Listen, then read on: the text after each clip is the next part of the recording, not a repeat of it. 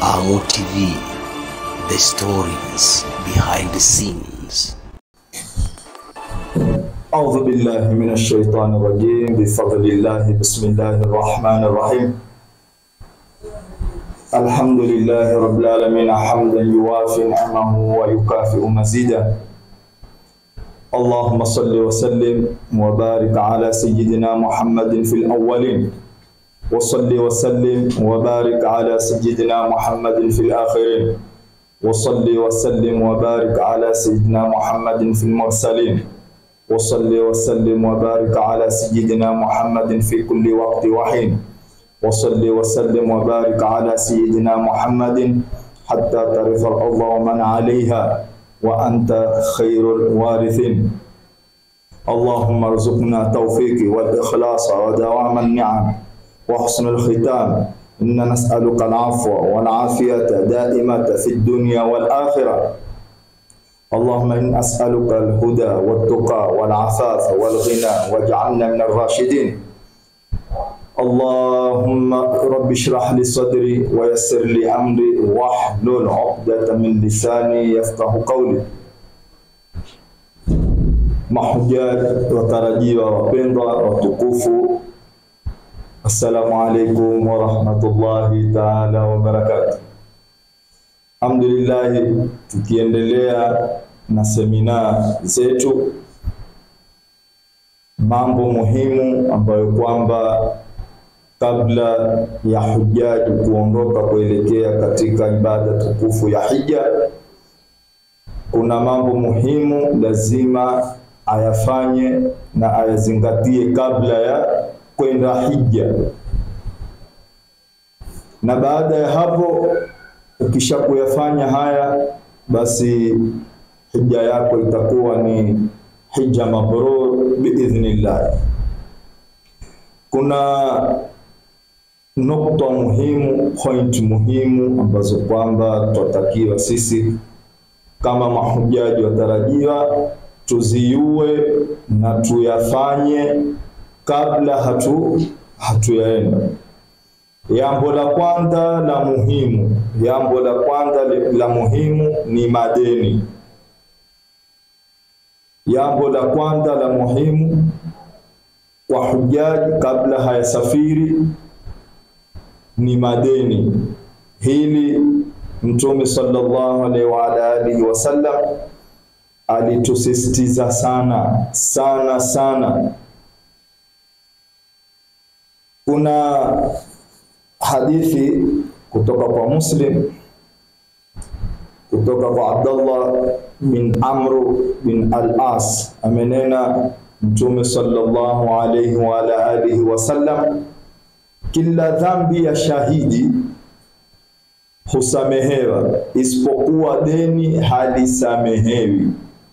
Kila dhambi ya shahidi husamehewa isipokuwa deni halisamehewi. Imesimuliwa na Muslim. Kwa hivyo muhimu uhakikishe kwamba kila ule anayekudai wewe na ule unayemdai, uhakikishe wote hawa umewaendea, kwa sababu usafishe moyo wako na uyasafishe mazingira yako na usafishe mwili wako kwa kunena kwa kuwa mimi niko katika maandalizi ya kwenda katika nyumba takatifu Baitullahil Haram, kwenda kufanya ibada ambayo kwamba ni kubwa ya hija. Lazima uyaondoshe haya madeni ama uyapunguze. Tutazungumzia ni vipi. Kwa wale wanaokudai, umwendee mmoja, kisha kumwendea kwenyewe usimwendee mikono mitupu. Hakikisha umemwendea ukiwa na kalamu yako na karatasi yako, kitabu chako.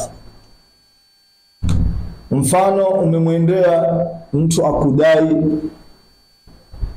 30,000 mfano, ama 50,000 ama 100,000 mfano mathalan ya maneno. Sasa umemwendea jambo la kwanza muendee kwa kumuyulisha kwa kuwa wewe uko katika safari wenda zako hija. Hilo jambo la kwanza. Baada ya kumuyulisha kwa kuwa wewe wenda kwenye ibada ya hija, kwanza ule moyo wake utafurahi. Hapo atakuombea Mungu, atakwambia Mwenyezi Mungu akupeke salama, ukisikilia huko tuombe na sisi Mungu. Baada ya hapo ndo umweleze sasa, bwana mimi nimekuya wanidai deni kima kadhaa, sasa nakuomba kwa heshima yako na taadhima uniwie nami radhi. Mfano uko na mapeni akudai mfano 100,000 ama tunene 50,000 mfano, uko na 5,000 wewe umempekea. Hizo 5,000 kwanza hakikishe umeandika ina lake kamili, fulani bin fulani, sawa. Kisha baada hiyo tini yake uandike namba yake ya simu. Baada ya hapo uandike zile senti ulompa, deposit umempa ngapi, balance imebakia ngapi, sawa, na tarehe ile ambayo kwamba umemwendea uandike ile tarehe ulomwendea ukampa hizo senti. Kisha mwisho kabisa uandike ina lake, aweke saini yake, na wewe uandike ina lako uweke saini yako.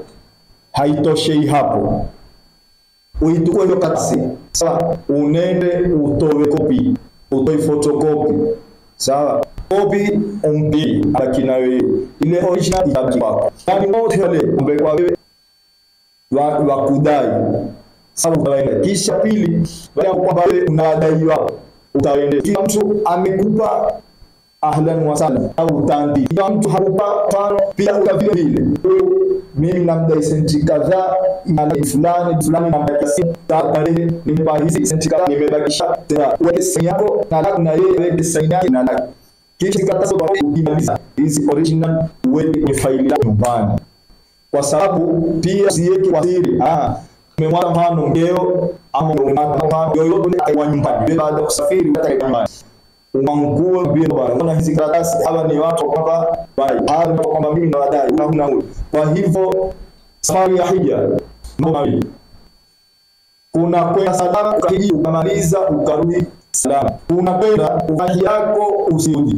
Sasa umerudi ala masaha zile unaandika karatasi madeni ya watu, itakuwa ni rahisi vile kufanya nini kulipa, na kwa hiyo wadai itakuwa ni rahisi kufanya nini wakulipe. Na imetokea kule Mungu amekukhitari, umekufa, umefariki Maka, basi itakuwa ni rahisi kwa hawa walioko huku kuyalipa madeni yako na kwenda kuyafuatia madeni yako. Nafikiri hii ni nukta muhimu kila mmoja ameipata. Jambo kwanza. Jambo la pili la muhimu, Mtume sallallahu alayhi wa alihi wasallam kabla ya kwenda katika hija yake, maana yake Mtume sallallahu alaihi wasallam alifanya hija moja. Hiyo hija moja ilikuwa ni hija ya mwanzo, na hiyo hija moja ilikuwa ni hija ya mwisho. Kabla ya kuondoka, kwanza alihakikisha pale nyumbani anapofanya kazi kwenye mashamba, sokoni, kisha kwa wale maratibu walioko msikitini, masahaba zake wale ambao kwamba husali nao pamoja msikitini pamoja na majirani, kwenda kuwaandama kwa kuambia ikiwa kuna mtu yoyote mimi nilomkosea, kama kuna mtu yoyote mimi nilomkosea na pengine nimenena kitu ama nimefanya kitu, munisamehe.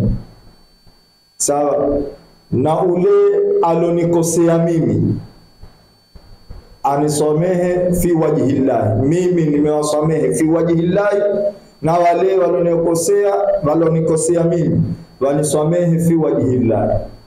Hikma yake ni nini hapa? Hikma na ubusara na taadhima na sheria ya dini ya Kiislamu ni kwa kuwa utakapo kuondoka kwenda katika ibada yako ya hija uwe umewasafiania watu wote kwanza, kisha na wao wamekusafiania, umeondoka kwenda katika ibada yako ya hija, kila mmoja uko na radhi nawe, kila mmoja uko radhi nawe, hakuna mwenye kinyongo nawe.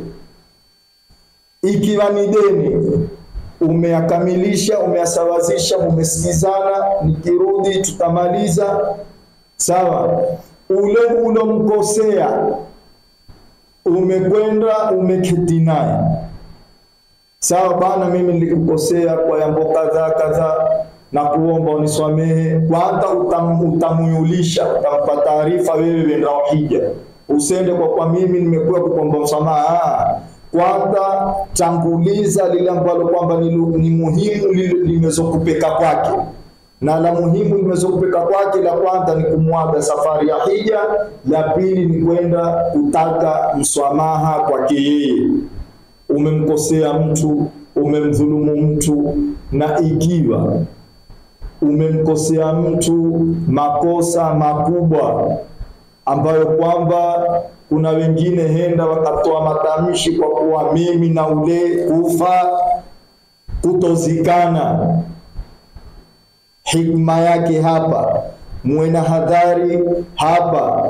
Ikiwa wewe utachelea kwa kuwa mimi nikienda kwa huyu yatakuwa mambo mengine, aweza kureact pale kukutia hasara, kwa sababu wewe umemkosea mambo ambayo kwamba ni makubwa.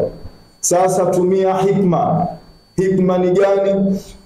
Unende kwa mzee wako ama shekhe, ni wali, mwanachuoni mwenye ilmu, mwenye hikma, umueleze bana, nimekuja bana, nina mazungumzo nawe, niko na safari, Mungu akipenda nenda uzangu hija, nimekosana na fulani na nimemkosea kwa hili na hili na hili, na kwa mafundisho ya Mwenyezi Mungu Subhanahu wa Ta'ala na mafundisho ya Mtume sallallahu alaihi wa alihi wasallam wametufundisha na kutuonya kuwa yoyote ile ambaye kwamba atakwenda katika safari yake ya hija kufanya ibada ya hija, basi awe ni mwenye kwenda kutaka radhi na kutaka msamaha kwa wale ambao kwamba wamewakosea. Basi na kuomba unende kwa huyu, nimemkosea kwa hili, mimi kwa sababu siwezi kwenda, nikenda yaweza yakawa mengine, anipige na mimi sitokubali, pengine tupigane, huenda tukatiana hasara, pengine safari yangu nikaikosa kwenda. Kwa hivyo kwa heshima yako na taadhima na kuomba umuende, unitakie msamaha, na pale akikubali kwa kuwa ndio lazima kwanza taiza kwa ile mambo kwamba umezomfanyia, mambo kwamba ni makubwa, lazima kwanza taiza. Wewe kama shekhe, wewe kama wali, wewe kama ustadhi ulotuma unende, wewe kama mzee, tafadhali unende na hikma na ubusara, namna ya kumuingia ule mtu, uketi naye kwa uzuri, uanze kumueleza kwa uzuri vile alivyokueleza huyo. Kwanza atadinda yeye, ataiza tana, bwana hoyo usinitalie mimi, hoyo amenikosea, ule ni wakunifanyia mimi namna hili.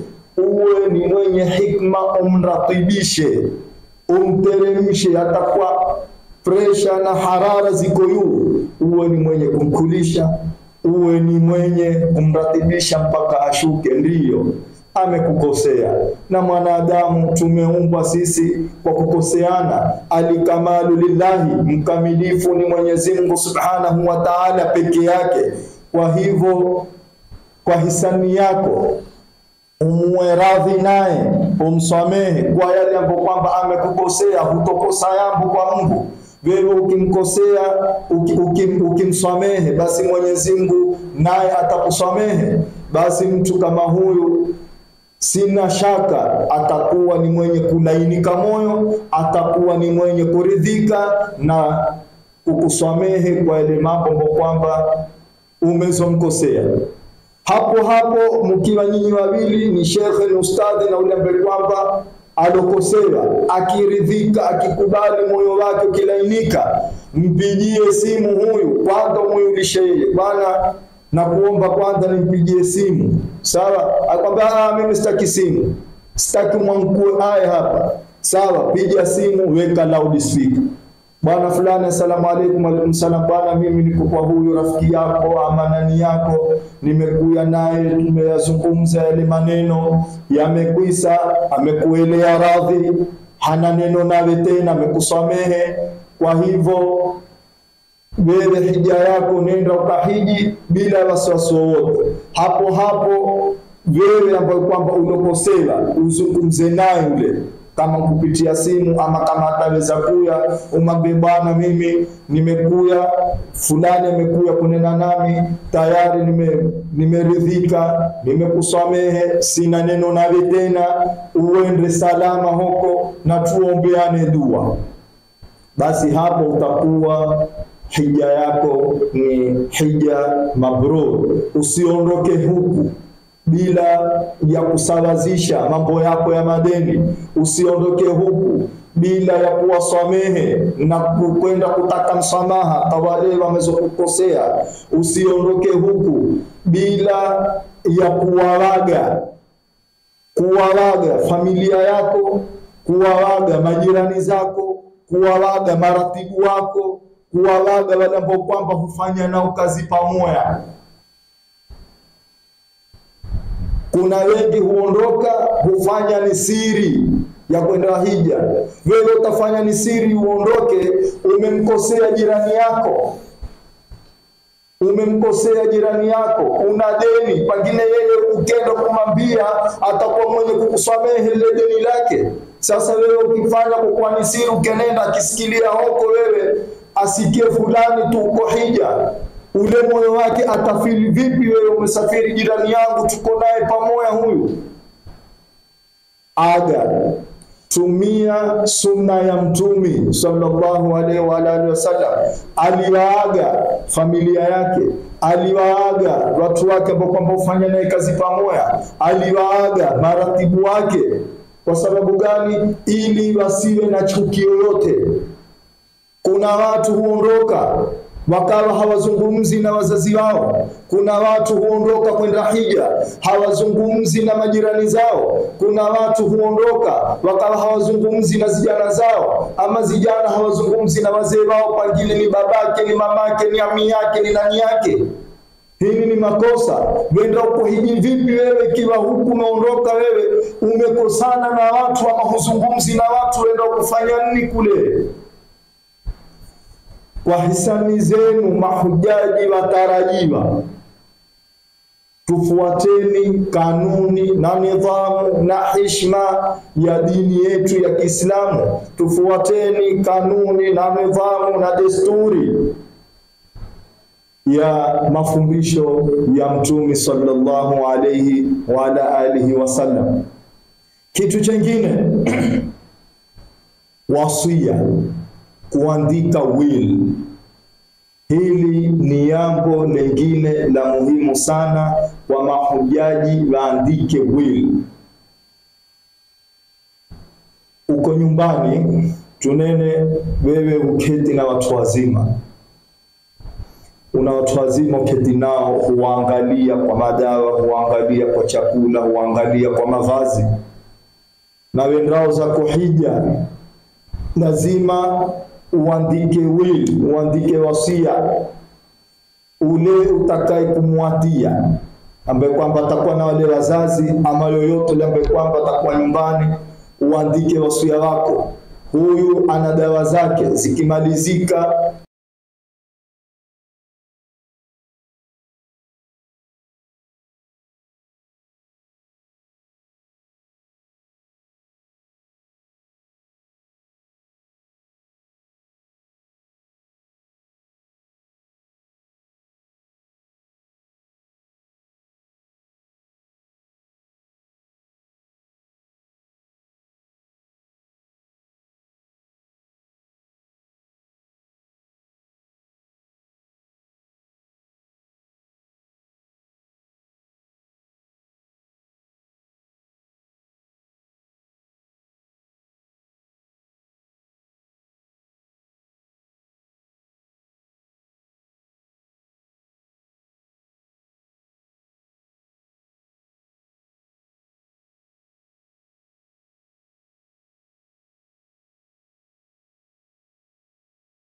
nenda mahali fulani ukatukue, ama muone daktari fulani uandike.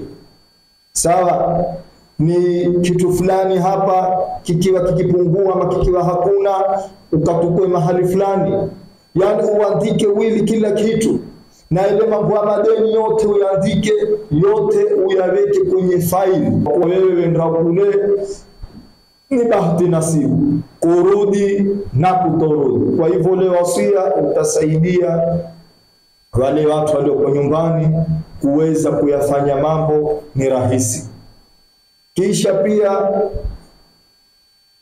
wale ambao kwamba tunene wewe ni mfanyi biashara ama ni fundi, sawa, wataka kuondoka, huwatengezea watu zitu zao, tunene ni mafriji ama ni nini, yani ala kuli hali ni mfanya biashara. Uwayulishe wale makastama zako, tunene pale kuna zitu fundi utengeza hiki lazima utakuwa na namba zao za simu. Uwayulishe, jamani mimi tangu tarehe fulani nitakuwa siko, hizi zitu zenu mimi siazitengeza, kwa hivyo munisubiri. Ikiwa utamaliza wewe kabla ya safari, uhakikishe umemaliza ni zitu ziwili zitatu, wapige simu wae watukue. Ni zile zilobakia uhakikishe uwapigie simu uwayulishe, kwa kuwa mimi niko kwenye safari ya hija, nitakuwa siko kwa siku 22, siku 23, siku 24, zile siku utakazokuweko huko. Uwayulishe ili utakapokuondoka wasiwe na wakitaraji kitu pale kwako, wasiwe ni wenye kufanya nini kuya kutukua, watayua tu kwa kuwa wewe uko zako hija. Kisha jambo lingine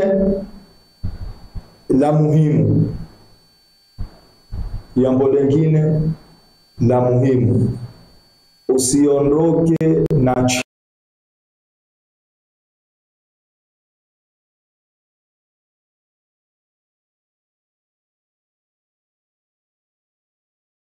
chuki. Usiondoke na chuki kwenda nayo hija. Kama tulivyotangulia kunena, uhakikishe umeutakasa moyo wako, utayarishe moyo wako kwa kuutakasa kwa kila moyo, ili utakapokuweko huko kwanza huku nyumbani kote, nyumbani ni majirani, ni maratibu wa msikitini, uwe umesawazisha.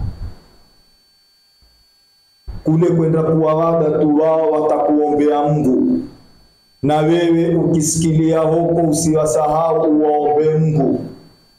Kuna watu watakwambia bwana, ukisikilia Maka niombea na mimi bwana, na mwanangu mimi mwenyewe ni muwe, sisi uzuri niombea nami. Basi ukiwa na kitabu hiki cha notebook kitoto, andika, itakuwa nzuri zaidi kwako wewe. Ukiandika itakuwa nzuri kile notebook. Mtu fulani namba 1, mtu fulani ameniambia ni muombe Mungu, ana shida kadhaa. Namba 2, umekwenda kumwaga bwana, niombea nami bwana, vijana zangu wapate kazi na nini, maisha ni magumu, tuombe Mungu mambo yawe mazuri. Utaandika namba 2 fulani kadhaa. Namna hiyo, ukiwa na kitabu na kalamu yako, itakusaidia katika safari yako. Kisha pili, jambo lingine, ukiwa katika safari yako uzingatie wakati, time. Wakati ni muhimu sana kwa mahujaji. Usipoteze nukta moja usipoteze ukiwa kule, kwa sababu kumbuka wewe Mwenyezi Mungu Subhanahu wa Ta'ala amekupa uwezo wa senti, amekupa uwezo wa afya, amekupa uwezo wa siha nzuri, kisha amekutaua wewe uwe katika Baitullahil Haram kwa ajili ya kufutiwa madhambi yako. Kwa ajili ya nini? Kufutiwa madhambi yako. Na kule kwenda Mwenyezi Mungu Subhanahu wa Ta'ala tuambia man istata ilayhi sabila. Man istata ilayhi sabila, kwa mwenye uwezo atakiwa anende afanye nini? Anende akahiji. Kisha Mtume sallallahu alaihi wasallam atuambia haji ile iliyofanyika kisawasawa, jaza yake kwa Mungu ni pepo. Utarudi nyumbani kama siku ambayo kwamba ulozaliwa na mamako. Kwa hivyo tutungeni wakati, tuhakikishe swala zote za faradhi imamu akipiga Allahu Akbar takbiratul ihram, na wewe upige takbiratul ihram before 1 hour ama 1.5 hour. Mwenyewe uitayarishe hoteli, utawadhe. Kama unataka kuoga mwenyewe uoge, utawadhe, pige mswaki wako, utoke na udhu wako ukiwa na mswala wako ubebe katika kile kibegi chako, ama kama utautia kapwani hapa mswala wako, kitabu chako cha dua usikose. Kama una kitabu chako cha dua, tasbihi yako usikose, na Qur'ani yako usikose. Qur'ani iko kule msikitini tende kila mahali mashallah, kila baada ya hatua 5 mashallah kuna mashelf ya misahafu. Ni uzuri ukibeba msahafu. Waweza kama umetoka hoteli uenda zako haramu, ukenda kumea watu wako nje makawandani, basi utakuwa ni rahisi kwako wewe utandike msala wako pale, sawa, usali. Kama ni tahiyatul masjid, uketi uwe tafakari yako, uketi usome Qur'ani, uketi umsalie Mtume, uketi uwe istighfara, uketi uwaombee wale ambao kwamba walohitaji dua kwako wewe, uwaombee, uwe katika mstari wa kwenda mapema ya ule wakati wa ziara, kwenda kuzuru maeneo ambayo kwamba ni ya muhimu. Tuwe ni wenye kuitayarisha kwa muda ambao kwamba muafaka utakikanao. Tusiwe ni wenye kuchelewa. Tuitayarisheni, tunene mfano gari basi itakuya saa 3 kututukua hapa hoteli. Tuitayarisha ile baada breakfast tu, manake by saa 1 breakfast weko tayari. Tuleni breakfast yetu, tumalizeni. Mwenye kuingia chooni kama mtu atakuoga chapchapu aoge, atawadhe, apige mswaki wake tayari, awe na tasbihi yake hapa. Asubiri nini? Asubiri basi. Ni ya ule siku ya Juma. Ya ule siku ya Juma kwenda msikitini baada salatul fajr mwenyewe. Sawa? Ukimaliza salatul fajr ile siku ya Juma, maliza dua zako. Ukimaliza ndo zako hoteli, ni chai kama itakuwa tayari, breakfast yako kunwa. Ukishakunwa itayarishe, itakuwa pengine ni saa 2:30 ama saa 3. Ingia chooni, itayarishe, uoge, umalize, utukue udhu wako, upige mswaki wako, utukue msala wako, kitabu tasbihi yako, chuo chako cha dua na msahafu wako, nenda zako msikitini na mapema, kwa sababu ile siku ya Juma ni siku kubwa kwanza. Kisha ndani ya hiyo siku ya Juma kuna saatul ijaba. Saatul ijaba, nenda mapema. Kisha ukenda mapema utapata nafasi ya ndani, na ukienda wakati hono ni saa 4 mwenyewe, saa 3:30 leo utaona. Ukichelewa ukenda mfano saa 5 house full, kumea ndani, pengine watu wako nje. Utapata mahali, ukipata mahali penye kivuli shukuru, ukipata mahali kwenye yua haya. Lakini tuhakikisheni tumeutunga wakati kwa kila mahali. Ni siku ya kwenda zetu Mina, Yawm Tarwiya, mwezi 8 Dhulhijja. Mabasi tutaambiwa mabasi yetu yatakuya saa ngapi kwa kututukua kutupeka Mina. Baada alfajiri, wewe ukimaliza kutoka haramu ukiingia hoteli, tukua breakfast yako, breakfast itakuwa tayari. Tukua breakfast yako, malize uingie chooni chachapo, uitahirishe, uinadhifishe, ukate kucha, unyoe wenyewe, unyoe, umalize, uwe tahara, utukue udhu wako mwenyewe, uswali swala rak'atayn 2 hapo ndani ya hoteli, kisha utakuwa ni mwenye kuhirimia labbaik Allahumma hajja. Ukimaliza hapo usubiri mabasi. Nyinyi mahujaji msubiri mabasi, sio mabasi yamekuja yale wasubiri nyinyi. Tuweni wachangamfu, tuweni active, tuweni wenye kukeep time. Mambo yetu tuyafanye mapema. Tusiwe ni wenye kuchelewa, ama wengine wamekuja hapa, wameingia ndani ya magari, wengine wako yu bwana wakoeni hawa, ama magari yamekuja, mabasi kusubiri kutoka. Sisi tuwe wengine ndio mwanzo kwenda choni, tuwe wengine ndio mwanzo kwenda kula. Tutawaudhi wengine na itakuwa si uzuri. Kwa hivyo natumai haya ambayo kwamba ni ya muhimu tutakuwa ni wenye kuyatekeleza kwa taufiki ya Mwenyezi Mungu na idhini yake na shifa ya Mtume sallallahu alayhi wa alihi wasallam. Mwenyezi Mungu atawafikia muhimu haya tuliyozungumza ya deni, ya msamaha. Wewe uwasamehe wale umezowakosea na unende utake msamaha kwa wale ambao kwamba wamekukosea wewe. Uwasamehe fi wajihillah. Na watu wamekukosea wewe, sawa, msameheane. Kisha uandike will, wasia. Hiyo itakusaidia.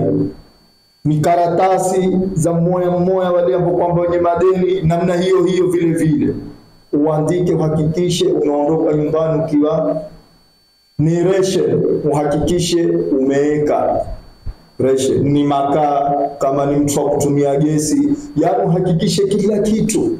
Hizi wiki 3 zilobakia, sawa. Na utakapokusikilia kule, tafadhali tuzingatieni kitu chenye kutuharibia ibada yetu ya hija, kutuharibia ibada zetu, kutuharibia tawafu zetu, kutuharibia sa'i zetu, kutuharibia mambo ambayo kwamba yatakuwa ni yenye kuharibika na kuvurugika. Kitu gani hiki? Simu. Mahujaji, tafadhalini, na waomba tafadhalini, tuweni na hadhari na simu. Tusiwe katika tawafu, wewe uko katika tawafu pale, uko ndani ya ibada, ukisha kuinua mkono katika rukni al-hajarul aswad, bismillah Allahu akbar, wewe tayari umesarenda, uko katika tini ya taa ya Mwenyezi Mungu Subhanahu wa Ta'ala. Uande tawafu yako kwa dua, uande tawafu yako kwa adhkari, uande tawafu yako kwa kusoma Qur'ani, uande tawafu yako kwa kuomba dua. Una matatizo wewe, una mambo mengi ambapo kwamba watakiwa uyatatue kupitia dua, kumweleza, kumshtakia Mwenyezi Mungu Subhanahu wa Ta'ala. Uwapo pale, uwe very careful, uwe katika taa na nidhamu ya Mwenyezi Mungu Subhanahu wa Ta'ala. Sio ushike simu wewe ufanye tawafu huku wewe usoma dua, huku wewe uko live ama urekodi. Makosa. Hakuna. Utaharibu ibada yako. Nikueleze, je, wewe ukiwa kwenye swala, hii ni swala ya kawaida, ni adhuhuri, ni alasiri, waweza kwa umefunga swala, bismillahirrahmanirrahim, Allahu akbar, Umefunga swala uswali bismillahirrahmanirrahim, utoe simu huku hulikodi huitukua wewe na huku uko ndani ya swala, automatically haiwezekani, ni makosa. Ama wewe umekwenda kwa mfano kwa waziri, ama umekwenda kwa president, ama umekwenda kwa mfalme, umekwenda nataka kuzungumza naye mazungumzo muhimu, umekwenda kumtembelea, sawa, waweza wewe uko na president yule mambe, ngoja mimi nitukue simu na kupiga selfie, atakubali yeye? Hawezi kukubali. Kwa hivyo ikiwa hawa ziumbe ndani wako hawezi kukubali wewe ushike ni simu uwe utarikodi, utatukua video, je, Mungu ambaye kwamba ametumba sisi? Je, Mungu ambaye kwamba ametupa uhai? Je, Mungu ambaye kwamba amekutoa utokako kwa gharama na taufiki yake na rehema zake, hizo senti za kwenda hija, Mungu lau kama hakukupa wewe ungesikilia pale? Hiyo afia ulionayo lau kama ingekuwa Mungu hakukupa wewe ungekwenda pale? Kwa hivyo tuweni na nidhamu katika ibada zetu za hija. Tuweni na nidhamu, tusikubali kuharibiwa hija yetu na simu, tusikubali kuharibiwa tawafu yetu na simu, tusikubali kuharibiwa saa yetu ya simu. Ama umekwenda katika haramu, umeswali, sawa, uketizie wewe ama imamu adhani imemalizika kuadhiniwa, kuna dakika 15 pale za kusubiri kukimiwa kuswaliwa swala ya faradhi. Pale uketizie kwenye Kaaba, lile Kaaba tu kiketu kiliangalia ile, hukupiga picha, siku ya kiyama litakwenda litakushuhudilia mbele Mwenyezi Mungu Subhanahu wa Ta'ala, kwa Bwana Mola, huyu mja wako alikuwa kufanya ibada ya hija, litakwenda kukushufaia kule. Na pale unapoketi wewe katika ibadatur rahmani katika Kaaba, wewe kuna malaikatur rahmani pale wameshuka kuombea mahujaji rehma, kuombea mahujaji istighfar, kuombea mahujaji pepo, kuombea zile dua ambazo kwamba nyinyi huziomba kumuomba Mwenyezi Mungu Subhanahu wa Ta'ala atakabalie. Wale malaika huzitukua wakazipeka kwa Mwenyezi Mungu Subhanahu wa Ta'ala, ya Rabbi wasamehe, ya Rabbi watia jazao, ya Rabbi takabalie ibada ya hija. You have a lot of things to do idhillahi alharam. Kwa hivyo mahujaji na wao tafadhalini, tuweni wanyenyekevu, tuweni watiifu, tuweni na nidhamu katika ibada yetu ya hija. Ndio Mwenyezi Mungu Subhanahu wa Ta'ala atarika nasi. Hija itakuwa ni ile hija mabrur, wasaim mashkur wa tijaratan lam tabur. Kwa hivyo tutakomea hapa, na Mwenyezi Mungu Subhanahu wa Ta'ala awajalie iwe ni safari ya kheri, safari ya baraka, safari ya neema, safari ya kufutiwa dhambi zenu, safari ambayo kwamba itakuwa ni neema kwenu nyinyi na neema kwa hawa waliobakia wamezotia nia ya kwenda mwakani biidhnillah. Tuweni wenye kwenda pamoja biidhnillah. Mtakomea hapa, tutamaliza kwa dua. Mwenyezi Mungu atujalie kila la kheri na kila lenye manufaa. بسم الله الرحمن الرحيم. اللهم ربنا تقبل منا إنك أنت السميع العليم، وتب علينا يا مولانا إنك أنت التواب الرحيم. اللهم اجعلنا من النبيين والصديقين والشهداء والصالحين وحسن أولئك رفيقا. اللهم حج مبرورا وعمرة مشكورا وذنبا مغفورا وديارة للأبد. اللهم بلغنا حج، اللهم بلغنا عمرة، اللهم بلغنا عرفة، اللهم بلغنا مزدلفة، اللهم بلغنا مكة المكرمة. اللهم اجعلنا ممن حج كما حج النبي صلى الله عليه وآله وسلم. اللهم اغفرنا وتوفنا واحفظنا والمسلمين. اللهم قنا واكفنا وإياهم شر مصائب ودين. اللهم عجل بفرجك علينا وعلى كافة المسلمين برحمتك يا أرحم الراحمين. اللهم ارزقنا زيارة في بيت الله الحرام. اللهم ارزقنا زيارة في بيت الله الحرام. اللهم ارزقنا حج والعمرة في هذا وفي كل عام.